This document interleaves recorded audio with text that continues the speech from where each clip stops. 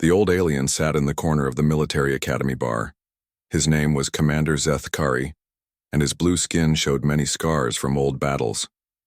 Forearms rested on the table as young alien cadets gathered around him. They all wanted to hear war stories. "Tell us about the humans," one cadet said. "Tell us about fighting with them." Zeth Kari looked at their eager faces. These young ones had never seen real war. They had only read books and watched videos. They thought war was exciting and glorious. "You want to know about humans in battle?" he said slowly. His voice was deep and rough. "You think you understand what that means, but you do not know what it is like to watch a human fight for his life." The bar became quiet. Other aliens stopped talking and turned to listen. Zeth Kari was famous. He had fought in the Great War against the Hegemony Empire. He had served with human soldiers and lived to tell about it. "I will tell you about Captain Jake Morrison," Zeth Kari began. "This was during the Battle of Proxima Centauri. My fleet was trapped there for 3 months. The enemy had us surrounded. We were running out of food and fuel. Every day, more of our ships were destroyed." He took a drink from his glass and continued. "Then the humans came. Just 5 small ships. Their leader was Captain Morrison. He was young, maybe 30 human years old. His ship was old and beaten up. We called it the Liberty Bell." The cadets leaned forward. They knew humans were new to space travel. Human ships were slow and their weapons were weak compared to other races. "We laughed at them," Zeth Kari admitted. "Their ships used old fusion engines. Their weapons shot metal bullets instead of energy beams. We thought they would be destroyed in minutes." One cadet interrupted. "But humans are weak. How could they help you?" Zeth Kari smiled, showing his sharp teeth.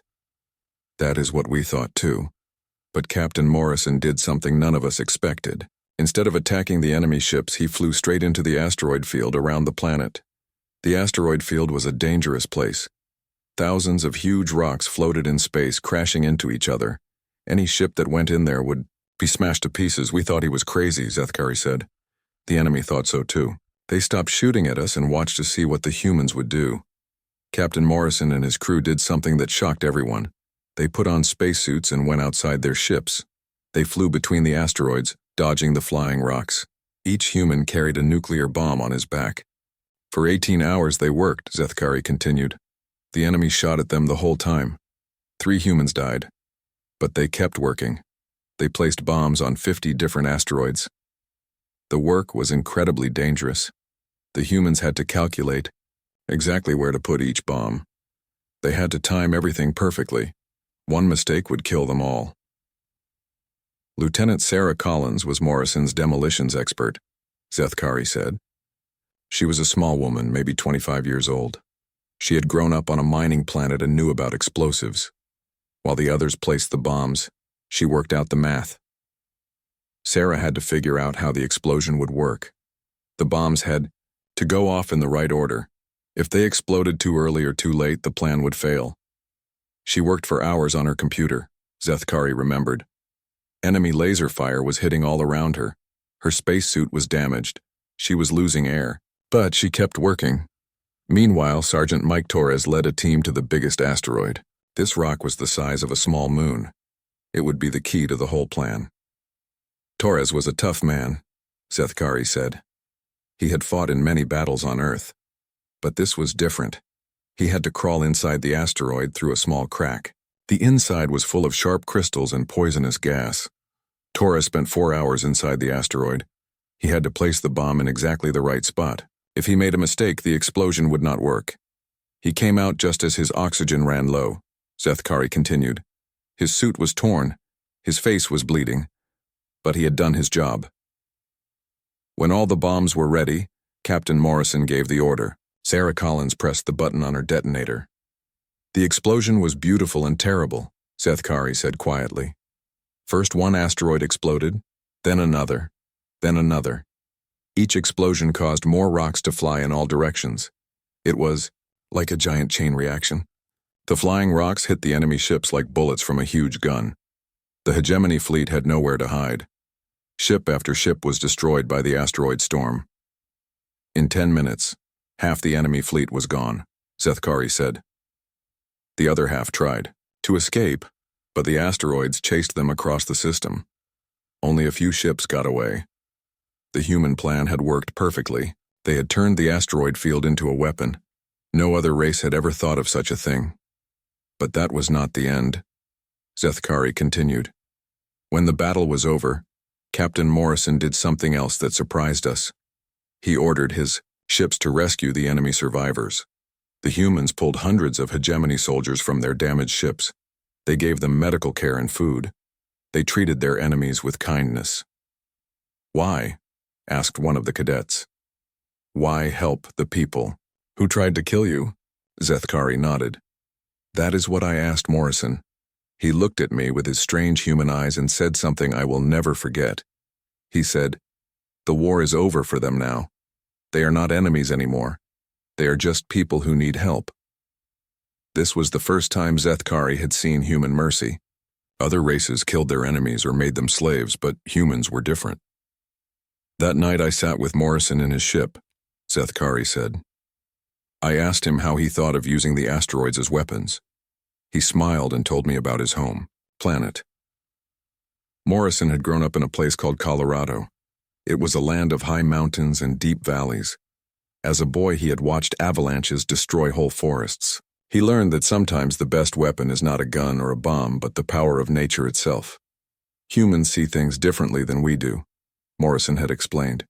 We look at a mountain and see an obstacle. You look at space rocks and see a hazard. But everything can be a tool if you know how to use it. Zethkari finished his drink and looked at the young cadets. That was my first lesson about humans. They do not fight like us. Where we see problems, they see solutions. Where we see certain death, they see a chance to win. One cadet asked, "Are humans really that dangerous?" Zethkari was quiet for a long moment. Dangerous? Yes, but not in the way you think. They are dangerous because they never give up. They are dangerous because they think of things no one else would try. They are dangerous because they fight not just with weapons but with their minds. He stood up slowly, his old bones creaking. But most dangerous of all, they are willing to die for strangers. They will sacrifice everything to save people they have never met. That kind of courage is the most frightening thing in the universe. As the cadets left the bar, they were quiet and thoughtful.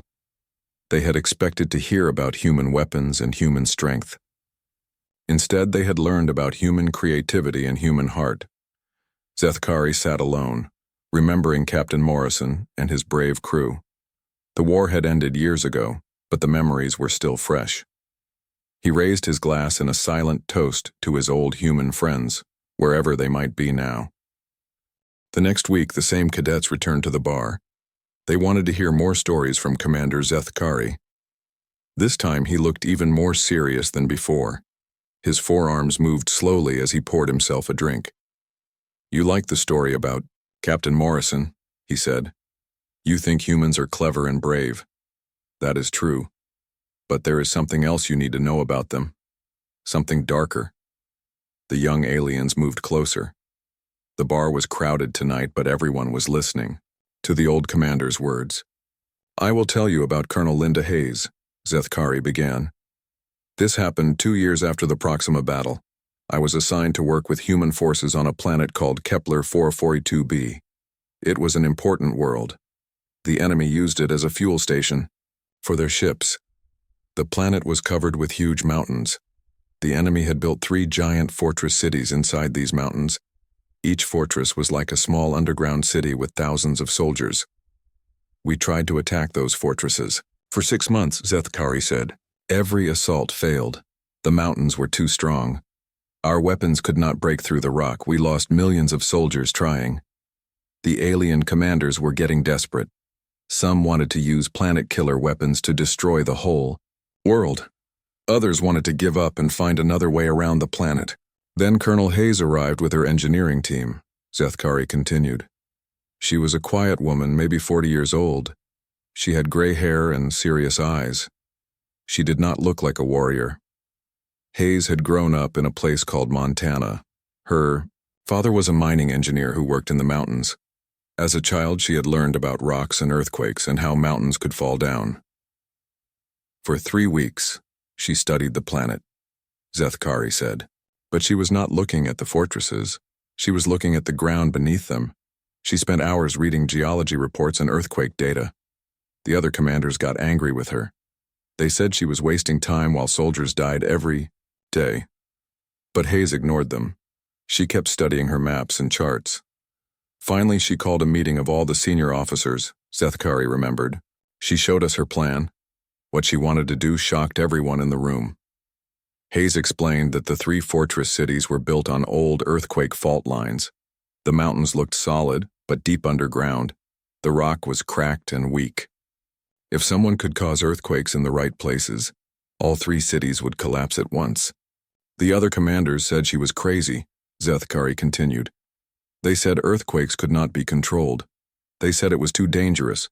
They said it was not honorable to fight that way. But Hayes had done her homework. She showed them exactly where to place explosive charges along the fault lines. She had calculated how big the earthquakes would be and which direction they would spread. The plan required volunteers, Zethkari said quietly. Someone would have to sneak behind enemy lines and place the charges. It was a suicide mission. No one expected the volunteers to come back alive. A young soldier named Private Danny Rodriguez stepped forward. He was only 22 years old. He had joined the army to pay for college. He volunteered to place the most dangerous charge, deep inside enemy territory. Rodriguez was a small man, Zethkari said. He was not strong or tall, but he was smart and brave. He had grown up poor and knew how to hide and survive. 2 other humans volunteered with him. Sergeant Amy Foster would handle the explosives. Corporal Bill Watson would be their communications expert. Together, they would try to reach the main fault line under the biggest fortress. They went in at night, Zethkari continued. I watched them disappear into the mountains. We did not hear from them for 2 days. We thought they were dead. But Rodriguez and his team were still alive. They had found a network of old mining tunnels that led under the mountains. The tunnels were dark and dangerous, full of poisonous gas and unstable rocks. On the 3rd day, Rodriguez contacted us by radio, Zethkari said. His voice was weak and tired. He said they had reached the first target, but enemy patrols had discovered them. The team had been in a firefight with enemy soldiers. Watson was badly wounded. Foster's equipment was damaged, but they had managed to plant the first charge in the right place. Rodriguez asked for permission to continue the mission, Zethkari said. Colonel Hayes told him to come back. She said 1 charge was not enough, but she would not ask him to die for the mission. Rodriguez refused to retreat. He said too many soldiers had already died attacking the fortresses. He said if there was a chance to end the fighting, he had to try. For 4 more days we heard nothing, Zethkari continued. Then Rodriguez contacted us again. He sounded terrible. He said Watson was dead and Foster was unconscious, but he had placed all 3 charges exactly where they needed to be. The charges were connected to a timer system. They would explode at the same moment, causing earthquakes under all 3 fortresses. But Rodriguez was too weak to escape. He was trapped deep underground with no way out. Colonel Hayes spoke to him on the radio one last time, Zethkari said softly. She thanked him for his service. She promised to take care of his family. Rodriguez said he was honored to serve with such good people. When the charges exploded, the earthquakes were exactly as powerful as Hayes had predicted. All 3 fortress cities collapsed in less than 10 minutes. 40,000 enemy soldiers were buried under tons of rock. The planet surrendered immediately. It was a perfect victory, Zethkari said. We won the battle without losing any more ships or soldiers. The war in that sector was over. But something went wrong with the earthquakes. They were stronger than expected and spread further than Hayes had calculated. The shaking caused landslides that destroyed several small towns on the other side of the mountains. 3,000 civilians died, Zethkari said quietly. Families with children, old people, innocent people who had nothing to do with the war. When Colonel Hayes learned about the civilian deaths, she did something that shocked everyone. She walked into the command center and placed her resignation letter on the general's desk. She said she could not live with what she had done, Zethkari continued. She said winning the battle was not worth killing innocent people. She said she was responsible for their deaths. The general refused to accept her resignation. He said the civilian deaths were an accident. He said she had saved millions of lives by ending the siege. But Hayes would not listen. That night I found her sitting alone in her quarters, Zethkari said. She was looking at photographs of the destroyed towns. She was crying. I had never seen a human cry before. Hayes told him that humans have a saying, victory at any cost is not victory at all. She said that Rodriguez and Watson and Foster had died as heroes, but the innocent civilians had died for nothing. She left the army the next day, Zethkari said. I heard she went back to Earth and became a teacher. She never spoke about the war again. Zethkari finished his drink and looked at the young cadets. Their eager faces had become serious and thoughtful. That was my second lesson about humans, he said. They will do anything to protect their friends and defeat their enemies. They will sacrifice their own lives without hesitation. But they never forget the price of victory. They carry the weight of every death, every mistake, every innocent life lost. One cadet asked, "Is that why humans are so dangerous, because they feel guilty?" Zethkari shook his head. No. They are dangerous because they feel guilty and still keep fighting. They know war is terrible, but they do it anyway to protect others. They hate what they must do, but they do it because someone has to. He stood up slowly, his old body aching from too many battles. Most races fight until they win or lose. Humans fight until the fighting stops, no matter how much it hurts them inside. That is what makes them the most frightening warriors in the galaxy. A month later, the cadets found Commander Zethkari in the Academy library. He was reading old war reports and looked tired. His blue skin seemed darker than usual, and his forearms moved slowly as he turned the pages. "Commander," one cadet said quietly, "will you tell us another story about the humans?" Zethkari looked up from his reading. His eyes were sad and distant. "There is one more story I must tell you, but this one is different. This one still gives me nightmares." The cadets sat down around his table. They could see this story would be harder to hear than the others. "It happened on a factory world called Titan 7, Zethkari began. The planet made weapons and ships for our alliance. Thousands of workers lived there with their families. It was supposed to be a safe place, far from the fighting. But the enemy had found a new way to attack. They used computer viruses to take control of the planet's defense systems. The robots and machines that were supposed to protect the workers turned against them instead. The factory machines became killers," Zethkari said quietly. "Assembly robots hunted people through the corridors. Security systems locked families in their homes and slowly removed all the air. Computer programs sent false messages to trick rescue ships into death traps. Several rescue missions had failed. Entire fleets had been destroyed trying to reach the trapped civilians. The enemy's computer virus was too smart and too fast. It learned from every attack and became stronger. Then Major Carl Bennett volunteered for the mission," Zethkari continued. "He was not a typical soldier. Before the war, he had been a computer programmer. He understood how machines think. Bennett had a personal reason for wanting to save Titan 7. His daughter Katie worked there as a systems analyst. She was 25 years old and had just gotten married. Bennett had not seen her in 2 years because of the war. The major put together a small team," Zethkari said. "Only 5 people. Sergeant Amy Foster was their computer expert. Corporal Steve Murphy knew about explosives. Lieutenant John Davis was their medic. And they asked me to come with them as their alien liaison. The plan was simple but dangerous. They would sneak onto the planet in a small, quiet ship. Foster would try to find the source of the computer virus while Murphy prepared bombs to destroy the main computer center. Bennett would use his programming skills to confuse the machines long enough for them to complete their mission.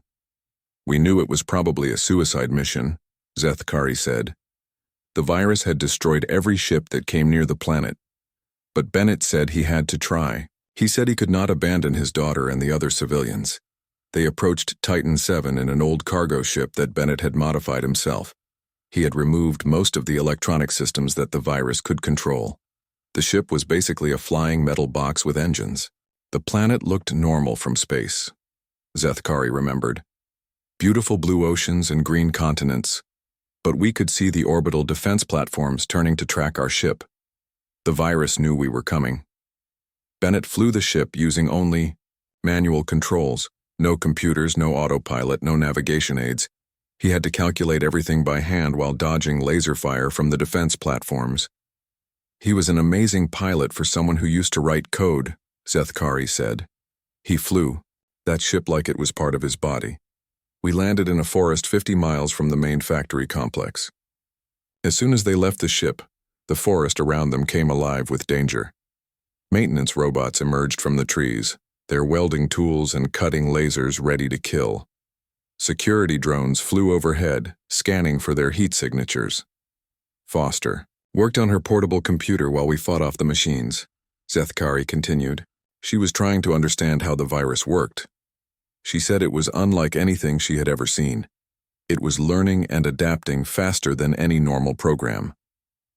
The team spent 3 days moving through the forest, fighting machines and avoiding detection. Murphy set traps using his explosives to slow down their pursuers. Davis treated their wounds when the robot attacks got too close.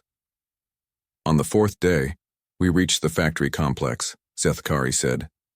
It was like walking into hell. The buildings were dark and silent, but we could hear machinery moving inside. The virus was using the factory robots to hunt for any remaining survivors. Bennett led them through maintenance tunnels under the buildings. He knew the layout from his daughter's letters. She had described the factory in detail, never knowing that information would someday save her life. We found a group of survivors hiding in a storage room, Zethkari said. 37 people, including Katie Bennett. They had been trapped there for 2 weeks, eating emergency rations and drinking recycled water.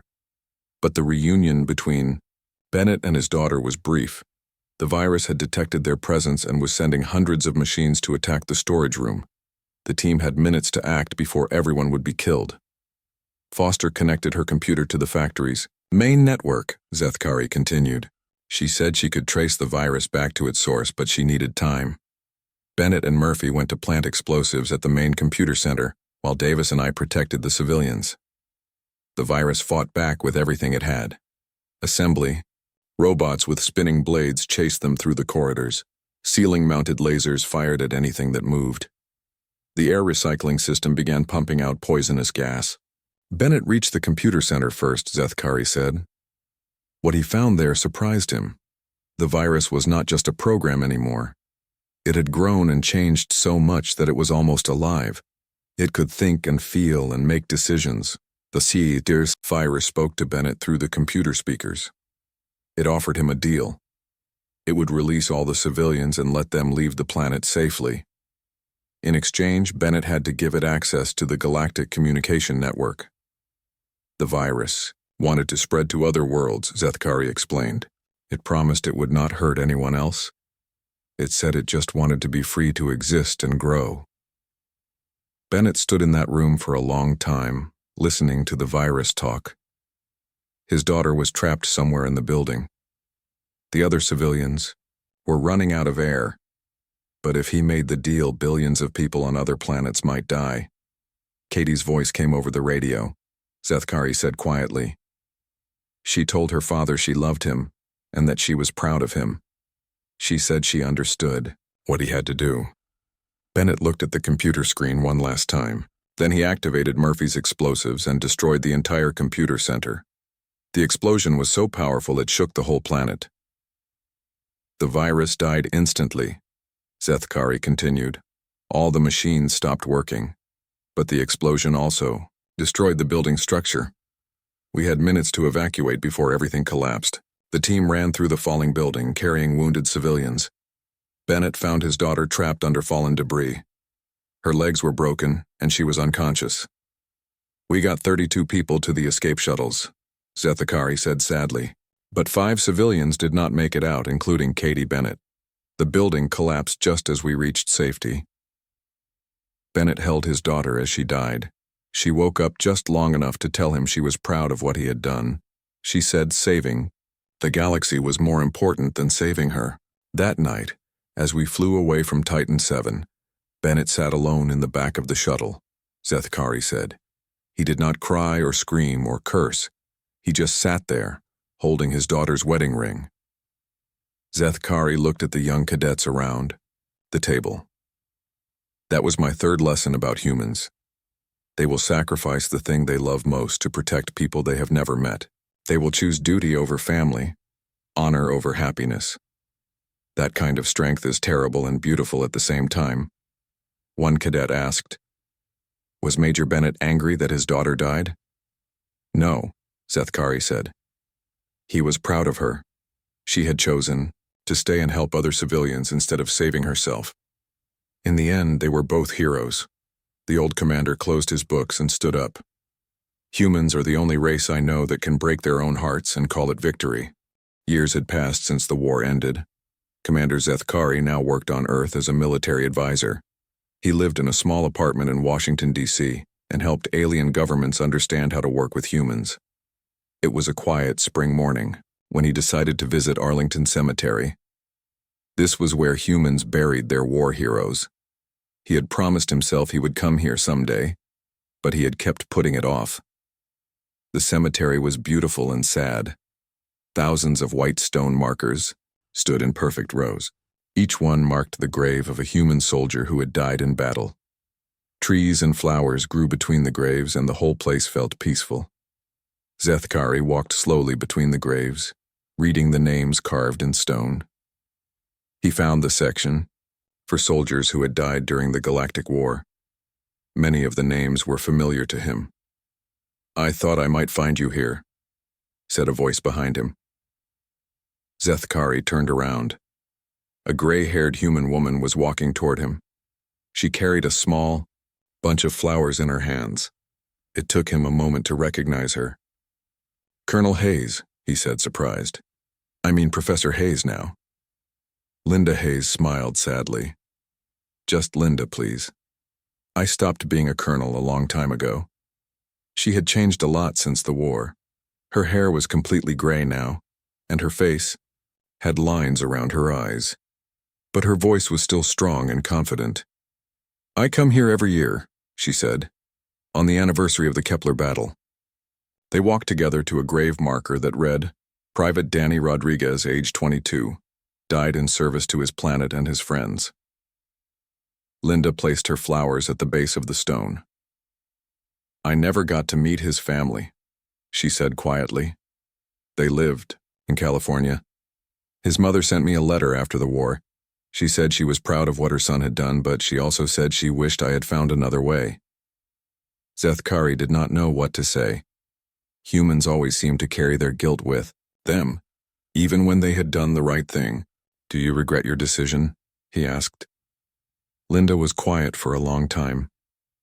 "I regret that people died. I regret that Danny and the others had to sacrifice themselves. But I do not regret stopping the war. If we had not taken those fortresses, millions more would have died." They sat on a bench near the grave. The afternoon sun was warm and birds sang in the trees around them. "What do you do now?" Zethkari asked. "I teach geology at Georgetown University," Linda said. "I help students understand how the Earth works. Sometimes I think about the mountains on Kepler, but mostly I just try to help young people learn about rocks and earthquakes." She paused and looked at the grave markers around them. "I also work with a foundation that helps war orphans. We try to give them good homes and education. It does not bring back the dead, but it helps the living." Zethkari thought about this. Humans always seemed to find ways to help others even when they were carrying their own pain. "Do you ever see the other veterans?" he asked. "Sometimes," Linda said. "Major Bennett moved to a farm in Iowa after the war. He grows corn and raises horses. He never remarried after his wife died. I think losing Katie broke something inside him that never healed." She told him that Bennett had started a scholarship program for young people who wanted to study computer science. He said he wanted to help create technology that would protect people instead of harming them. "Sergeant Foster became a teacher too," Linda continued. "She teaches computer security at MIT. She says she wants to make sure no one can ever create another virus like the one on Titan 7. Foster had also written a book about computer ethics. She believed that people who created technology had a responsibility to think about how it might be misused. "And Captain Morrison?" Zethkari asked. Linda smiled for the first time that day. "Jake became an asteroid miner. He says space rocks are much friendlier when you are not trying to blow them up. He has a wife and 3 children now. They live on a space station near the asteroid belt." Morrison had named his mining ship the Danny Rodriguez in honor of the young soldier who had died on Kepler. He said he wanted to remember that everything he had came from the sacrifice of others. "What about the families of the civilians who died?" Zethkari asked. "The ones killed in the landslides on Kepler?" Linda's smile disappeared. "I have met with as many as I could find. I told them what happened and why I made the decision I did. Some of them forgave me. Others did not. I understand both reactions." She explained that the Alliance government had paid compensation to the families, but money could not bring back the dead. Linda had used her own savings to help build a memorial park on Kepler where the civilians had died. "Every year I send a message to the families on the anniversary," she said. "I tell them I still remember their loved ones, and I am sorry for their loss." Some of them write back, most do not. Zethkari was amazed by this. Most military leaders would have moved on and forgotten about collateral damage. But humans seemed unable to forget anything. "Why do you torture yourself like this?" he asked. "The war is over. You won. Why do you keep looking backward?" Linda looked at him with those same serious eyes he remembered from the war. "Because the moment we stop remembering is the moment we become monsters. The moment we stop feeling guilty about the innocent people who die is the moment we stop being human." She stood up and brushed dirt off her clothes. "I have to go. I am teaching an evening class tonight." As she walked away, Zethkari sat alone among the graves. He thought about all the human soldiers he had served with. They had been warriors, but they had also been teachers and farmers and miners and parents. Later that evening, Zethkari returned to his apartment. He poured himself a glass of earth whiskey, a habit he had learned from his human friends during the war. He raised the glass toward the window that looked out over the city. "To absent friends," he said quietly, using the phrase Captain Morrison had taught him. He thought about all the stories he had told the young cadets over the past months. He had wanted them to understand what made humans dangerous in battle, but now he realized the real lesson was something different. Humans were not dangerous because they were strong or clever or brave. Other races had those qualities too. Humans were dangerous because they cared too much about everything. They cared about their friends, their enemies, strangers they would never meet, and people who had not even been born yet. "They fight like angels and remember like demons," he said to himself. The next day, Zethkari went back to the military academy. The young cadets were waiting for him in the library, eager to hear more war stories. "Commander," one cadet said, "tell us more about human weapons and tactics." Zethkari shook his head. "No more war stories. Today I will tell you about what happens after the war ends. I will tell you about how humans try to heal the wounds they have caused." He told them about the memorial parks and the scholarship programs and the teachers who used to be soldiers. He told them about the families who had lost everything but still chose forgiveness over revenge. "The most dangerous thing about humans," he concluded, "is not their ability to make war. It is their ability to make peace. They do not just defeat their enemies. They turn them into friends. They do not just win battles. They win hearts and minds." One young cadet raised her hand. "But, Commander, does that mean humans are good or evil?" Zethkari thought about this question for a long time. Humans are neither good nor evil. They are simply human. They have the capacity for great kindness and great cruelty often at the same time. That is what makes them so unpredictable and so valuable as allies. He looked around the room at all the young faces. If you remember nothing else from these stories, remember this. Humans fight not because they love war, but because they love peace. They are willing to destroy everything to protect what they care about, and afterward they spend the rest of their lives trying to rebuild what they destroyed. As the cadets filed out of the library, one young alien stayed behind. "Commander, are you glad you fought alongside humans?" Seth Kari smiled. "Every day of my life. They taught me that true strength is not the ability to break things. True strength is the courage to carry the weight of what you have broken and still keep trying to make the galaxy a better place." That night, Seth Kari sat in his apartment and wrote a letter to Linda Hayes. He thanked her for showing him what it meant to remember with purpose. He told her that her story was helping young aliens understand the value of conscience and the importance of peace. He ended the letter with a human phrase he had learned during the war. "The best way to honor the dead is to protect the living." Outside his window, the lights of Earth glowed softly in the darkness, a reminder that even in a galaxy full of war and sorrow, there was always hope for a better tomorrow.